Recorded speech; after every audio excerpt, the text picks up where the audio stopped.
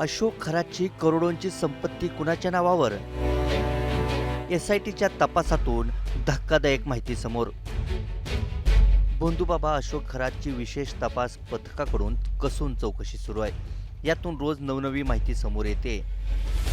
मात्र धर्माच्या नावाखाली भक्तांना फसवून किती संपत्ती कमावली आहे त्याबाबत मात्र आतापर्यंत कोणतीच माहिती खरातने कळू दिली नव्हती.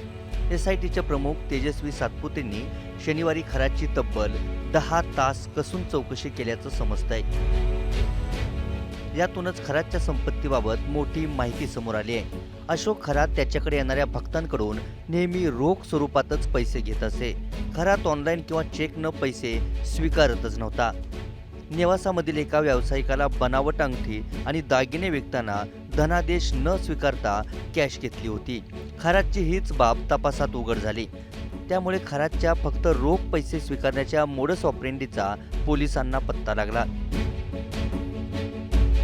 खरात एवढा शातीर होता की जमीन आणि इतर प्रॉपर्टी देखील तो इतरांच्या नावे खरेदी करायचा आणि स्वतः नामानिराळे राहायचा. भक्तांकडून लुटलेल्या याच रोख पैशांच्या माध्यमातून अशोक खरातनं भलं मोठं साम्राज्य उभं केलं.